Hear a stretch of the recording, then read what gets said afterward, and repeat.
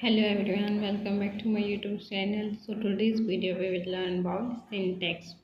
Syntax क्या है, इसमें कौन कौन सी चीज़ें आती हैं, सो ये सब करेंगे.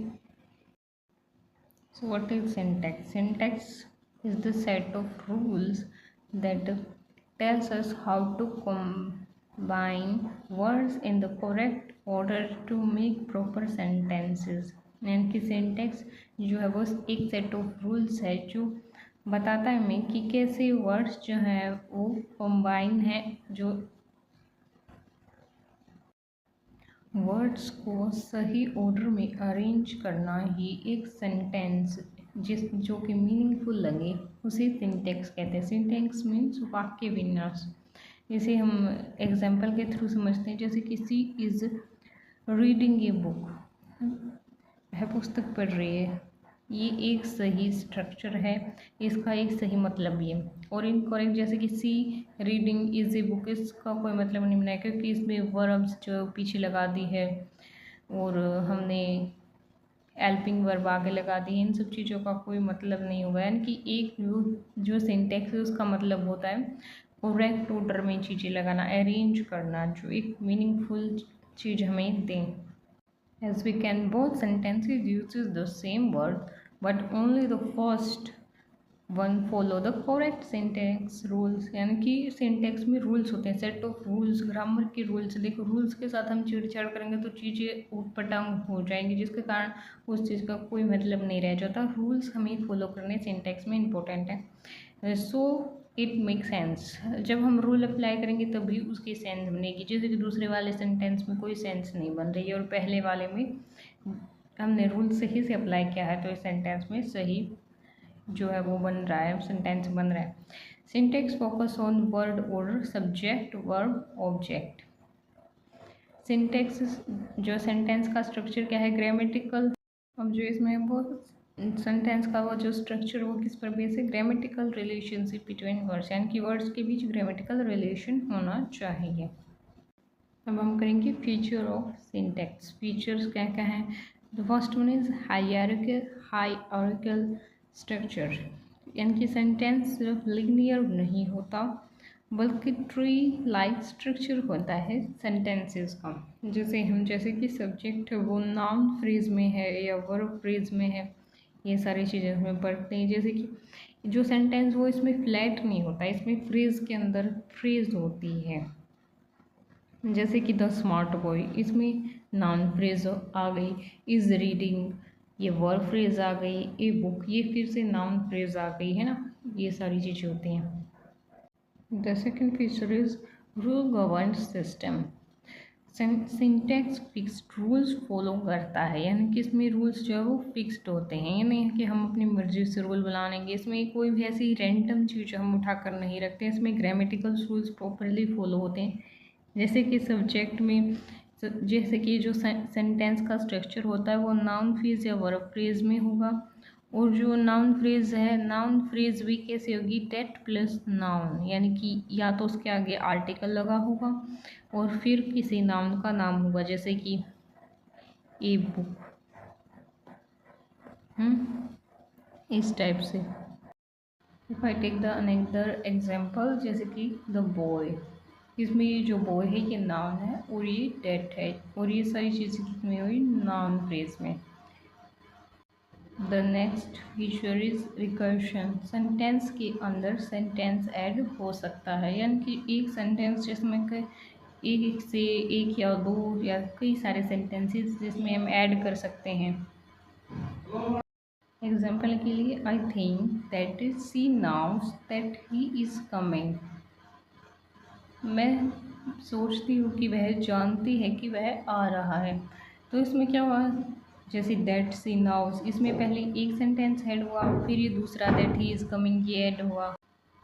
और ये सारे जो सेंटेंसेस हैं ये इनफाइनाइट सेंटेंसेस, इसमें अनंत यानी कि बहुत सारे सेंटेंसेस ऐसे हम बना सकते हैं. The next feature is discreteness. यानी कि जिसमें वर्ड अलग अलग यूनिट्स में होते हैं, यानी कि उनमें यूनिटी नहीं होती है, वो सेपरेट होते हैं, फैले हुए होते हैं. जैसे कि कैट और बैट, इसमें स्मॉल चेंज हुआ है सी और बी का. इसमें और फिर इनका जो मीनिंग हुआ वो क्या हुआ, वो मीनिंग भी चेंज हो गया, बिग मीनिंग चेंज हो गया। जैसे कि कैट और बैट सिमिलर नहीं है, इसी तरीके से डिस्क्रीटनेस हो गई। The next feature is productivity यानी कि क्रिएटिविटी। लिमिटेड रूल से इनफाइनाइट सेंटेंसेस बन सकते हैं। जैसे कि रूल्स तो लिमिटेड ही होते हैं, कितने रूल्स हम पढ़ लेंगे, हज़ारों की संख्या में रूल्स हो सकते हैं, पर हम उनसे कितने ही सेंटेंसेस बना सकते हैं। एग्जाम्पल के लिए new sentences we never heard before, यानी कि हमने ये पहले कभी सुना नहीं। क्या नहीं सुना, हम कुछ भी ऐड कर सकते हैं, जैसे कि दैट न्यूज़, दैट थिंग, हम इसके बाद कुछ भी ऐड कर सकते हैं अपनी मर्जी से। The next feature is dependency या रिलेशन। वर्ड एक दूसरे पर डिपेंड करते हैं, जैसे कि she is happy and they are happy. इसमें जो चीज़ें हैं वो जो वर्ड्स एक दूसरे पर डिपेंड करते हैं, जैसे कि इज़ जो है वो सी के अकॉर्डिंग है और आर जो है वो दे के अकॉर्डिंग है।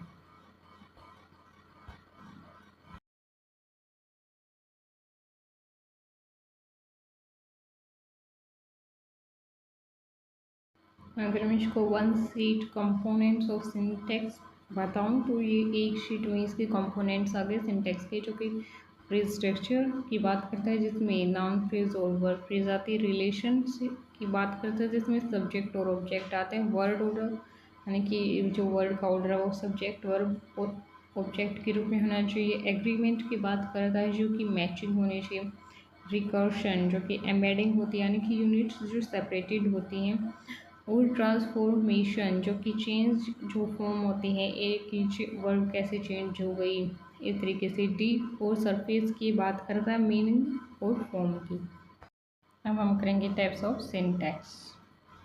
Type of syntax, the first one is simple tenses, यानी कि सिंपल सेंटेंसेस भी इसी के अंदर आते हैं। जिस तरह सेंटेंसेस के टाइप होते हैं, यही सिंटैक्स के टाइप है। सिंटैक्स मीन्स वाक्य विन्यास, वाक्य की रचना किस तरीके से होती है, तो ये सारी चीज़ भी सेंटेंस वाली इसी में आएगी। वन क्लॉज, जिसमें एक क्लॉज होती है। One subject and one verb, जैसे कि she is reading, I play cricket, इसमें जो है वन सब्जेक्ट है जैसे सी एंड आई, और वन वर्ब है इज़ एंड प्ले, ये वन क्लॉज वाले हो, इसमें कोई कंजक्शन नहीं होता है।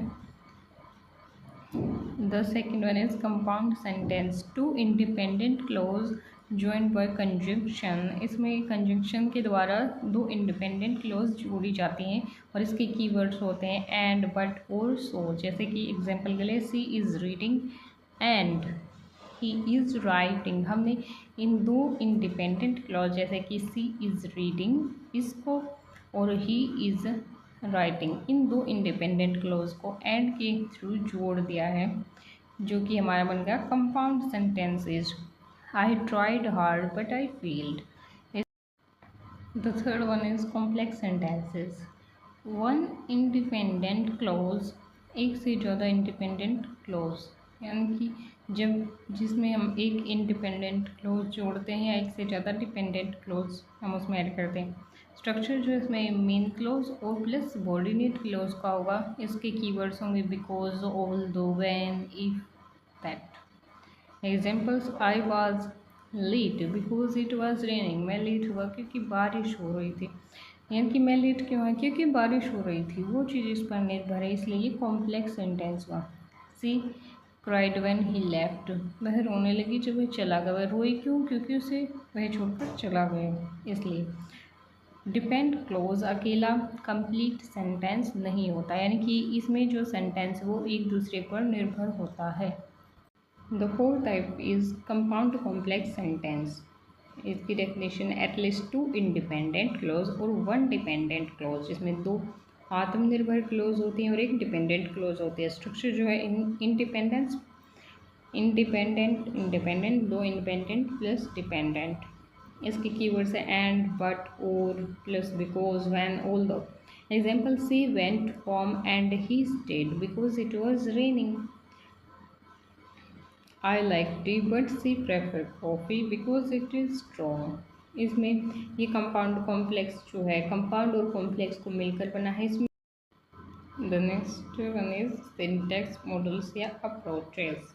The first one is traditional grammar, ये ओल्ड अप्रोच है, ओल्ड स्कूल ग्रामर आती है इसमें, जैसे कि पार्ट ऑफ स्पीच इसमें आ गए, बेसिक सेंटेंसेस रूल आ गए, सब्जेक्ट वर्ब ऑब्जेक्ट वाले, ये सारी चीज़ें इसमें ट्रेडिशनल ग्रामर में हम सीखते हैं।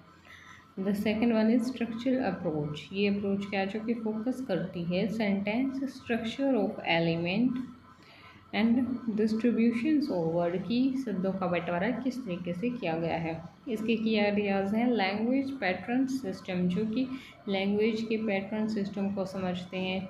जैसे कि जो हमारा सेंटेंस है उसमें जो है noun phrase plus rough phrase जो होते हैं वो स्ट्रक्चर सिंटैक्स में ही आती है। इसमें फ्रेज स्ट्रक्चर को हम एनालाइज करते हैं। The next approach is transformative generative grammar given by Noam Chomsky, जो कि गिवन बाय नोम चॉम्स्की द्वारा।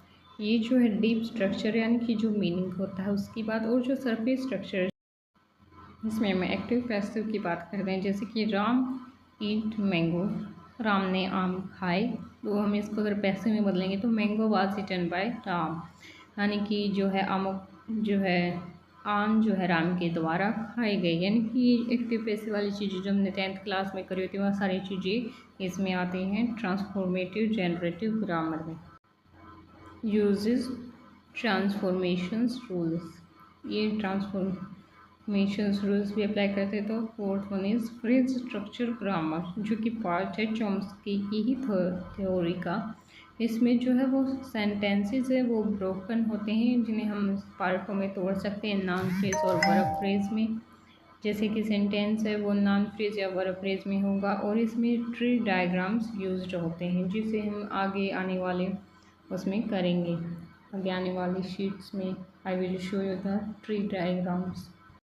The next one is dependency grammar, जो कि निर्भर होती है फोकस ऑन वर्ड रिलेशनशिप, जो कि जो शब्दों का जो संबंध है उस पर निर्भर करते हैं। Words depend on each other, शब्द जो है वो एक दूसरे पर निर्भर करते हैं। जैसे कि वर्ब जो है वो मेन हेड होगी, जैसे कि she eats apple, eats is central, इसमें जो ईट्स है वो सेंट्रल है, यानी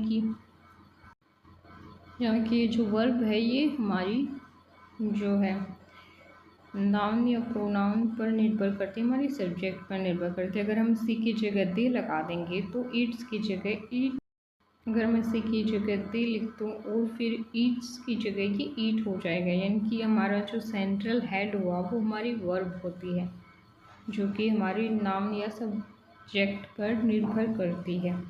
the next is functional grammar,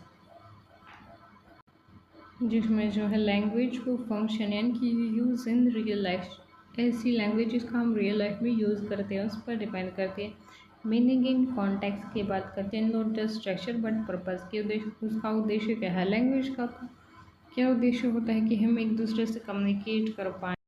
the next feature is linearity plus order, words का एक करेक्ट ऑर्डर इम्पोर्टेंट है। जैसे कि she loves him, this is correct, and him loves she, ये इनकरेक्ट हुआ, क्योंकि हम जो है प्रोनाउंस को इस तरह आगे नहीं लिख सकते हैं, आगे हमारा सब्जेक्ट होगा या फिर नाउन फॉर्म में ही होगा, तो ये चीज़ इनकरेक्ट हो जाएगी। Deep structure and surface structure, meaning और फॉर्म अलग हो सकते हैं, जैसे कि एक्टिव और पैसिव वॉइसेस में होता है। एक्टिव वॉइस में हमारा सरफेस स्ट्रक्चर होता है और पैसिव में डीप स्ट्रक्चर में हम पहुंच जाते हैं। अब हम करेंगे the most important tree concept, इसमें हम स्टेप वाइज करेंगे। तो स्टेप 1, सेंटेंस को आइडेंटिफाई करना। जैसे कि एग्जांपल के लिए the very beautiful girl is singing, बहुत सुंदर लड़की गा रही है। अब हमने ये पढ़ लिया, मोटा मोटा आइडेंटिफाई कर लिया। अब स्टेप 2 क्या है, अब इसको डिवीज़न करना है। जैसे कि सब्जेक्ट जो सेंटेंस है वो नाउन फ्रेज या वर्ब फ्रेज में होना चाहिए। और स्टेप 3, नाउन फ्रेज को भी हमने ब्रेक करना है। जैसे कि नाउन फ्रेज को हम कैसे ब्रेक करेंगे, अभी इसमें बता रखा। नाउन फ्रेज जो है, नाउन फ्रेज का स्ट्रक्चर कैसा होना चाहिए, पहले डेट, उसमें कोई आर्टिकल वगैरह तो नहीं लगा, फिर कोई एडजेक्टिव तो नहीं लगा, एडजेक्टिव प्रोनाउन, और फिर नाउन, इस तरीके से, जैसे कि इसमें लगा है द, तो ये हमारा डेट हुआ। वेरी ब्यूटीफुल ये हमारा एडजेक्टिव हुआ, और जो गर्ल है वो हमारा नाउन हुआ। स्टेप 3 में क्या होगा कि हम इसे नॉन फ्रेज को ब्रेक करेंगे। जैसे नॉन फ्रेज और डेट प्लस एडजेक्टिव फ्रेज और नाउन, यानी कि जैसे कि जो द है वो हमारा डेट हुआ, यानी कि जो भी आर्टिकल होगा वो हमारा ये होगा डेट, यानी कि हमें नाउन फ्रेज को पहले डेट फिर एडजेक्टिव फ्रेज और फिर नाउन में। जैसे कि इसमें पहले एडजेक्टिव भी लगाया, एडजेक्टिव यानी कि किसी चीज़ की विशेषता जब हम बताते हैं कि वो सुंदर है या स्मार्ट है, इस तरीके की जो एब्स्ट्रैक्ट चीज़ें आती हैं वो हमारी एडजेक्टिव में आती हैं, ऑनेस्टी वगैरह। और जो गर्ल वो हमारा नाउन फ्रेज हुआ। स्टेप 4 क्या हुआ, एडजेक्टिव फ्रेज को भी ब्रेक करना है, यानी कि एडजेक्टिव जो फ्रेज है हमें उसको भी ब्रेक करना है। एडजेक्टिव में क्या है, एडजेक्टिव है और या फिर एक और एडजेक्टिव है, जैसे कि वेरी और फिर ब्यूटीफुल, इनके दोनों ही एडजेक्टिव हैं। ये एडवर्ब है, सॉरी, वेरी जो है वो एडवर्ब है और ब्यूटीफुल जो है एडजेक्टिव है। वेरी स्मार्ट या वेरी ब्यूटीफुल लगाते हैं तो ये जो वेरी होता है ये एडवर्ब होता है, यानी कि जो इसकी विशेषता को और भी ज़्यादा बढ़ा देता है, विशेषण की विशेषता को बढ़ाने वाला एडजेक्टिव एडवर्ब।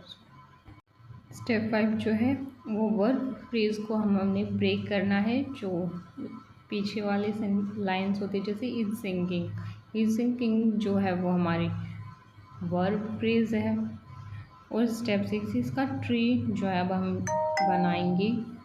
जैसे कि सेंटेंस हमने पहले बनाया नाउन फ्रेज और वर्ब फ्रेज, अब नाउन में भी हमने बनाया डेट, एडजेक्टिव फ्रेज और नाउन और वर्ब, जैसे कि द और फिर एडवर्ब फिर एडजेक्टिव, गर्ल इज सिंगिंग। और जो है द है वो तो डेट है, बट जो एडवर्ब है वो है वेरी और एडजेक्टिव जो है वह है ब्यूटीफुल।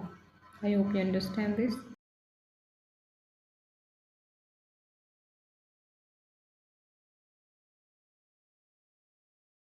वहाँ पर ये काफ़ी छोटा दिख रहा, तो अभी इसको बड़ी शीट पर अगर हम कवर करें तो जो सेंटेंस है वो नाउन फ्रेज और वर्ब फ्रेज में होगा। और फिर नाउन फ्रेज को हम तोड़ेंगे कि उसमें कहीं कोई आर्टिकल तो नहीं, जिसे हम डेट कहेंगे।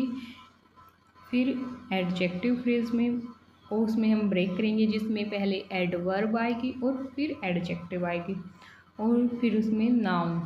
और जैसे कि द वेरी ब्यूटीफुल गर्ल ये हो गया, इसमें जो द है वो डेट है, वेरी जो है वो एडवर्ब है, ब्यूटीफुल एडजेक्टिव है, गर्ल नाउन है, और वर्ब इज है, और वर्ब के साथ आईएनजी फॉर्म होगी तो वो सिंगिंग होगा, the very beautiful girl is singing. इस तरह हमारा ट्री जो है वो स्ट्रक्चर बनेगा।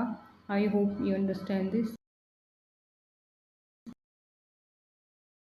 अगर हम फ्रेज स्ट्रक्चर ट्री को इजी गाइड में समझे तो you can take the screenshot of that picture, जिसमें बेसिक स्ट्रक्चर जो है वो नाउन फ्रेज में होता है और फिर वर्ब फ्रेज में, यानी कि जो स्ट्रक्चर है वो noun phrase plus verb phrase का होता है, जिसमें नाउन फ्रेज जो होते हैं वो डेट प्लस नाउन, जैसे कि द बॉय, और फिर वर्ब फ्रेज जैसे कि ईट्स एन एप्पल, इसमें ये वर्ब हुआ, और फिर जो एन एप्पल है वो फिर से हमारी नाउन फ्रेज हुई। ये भी इसके की फ्रेज है, जैसे कि नाउन फ्रेज में the cats, see, a red ball, इस तरीके की चीज़ें आती हैं। और फिर वर्ब फ्रेज में it's an apple, it's sleeping, यानी कि वर्ब फॉर्म में होगी। और फिर प्रीपोजिशन में जैसे कि प्रीपोजिशन फेज में in the park, on the table, यानी कि प्रीपोजिशन जिनमें लगी तो प्रीपोजिशन फेज हुई। अब हम एग्जाम्पल के लिए ट्री देखेंगे कि तो दोबारा से, जैसे कि द बॉय, द है वो डेट है और बॉय जो है नाउन है, फिर इट्स जो है वो वर्ब है, और फिर एन फिर से नाउन फ्रेज में जो है वो डेट है और वर्ब जो है वो नाउन है, यानी कि इस तरीके से ये ट्री स्ट्रक्चर बनेगा। और फिर क्विक टिप्स अगर हम इसमें करें तो नाउन जो है वो हेड होनी चाहिए नाउन फ्रेज में, और वर्ब फ्रेज में वर्ब हेड होनी चाहिए, और प्रीपोजिशन फेज में जो है प्रीपोजिशन प्लस नाउन फ्रेज होगी, जैसे कि इन जो है वो वर्ब है और द पार्क की प्रीपोजिशन फ्रेज हुई, इन द पार्क, ये तीनों चीज़ें मिलकर तो जो है वो स्टार्ट होता है नाउन फ्रेज और वर्ब फ्रेज से। Look for verb and nouns, इस तरीके से। I hope you understand the basic key points of syntax, its right approaches and types. So if you like the session, hit the bell icon, subscribe and like the video. So keep learning, keep growing and keep smiling.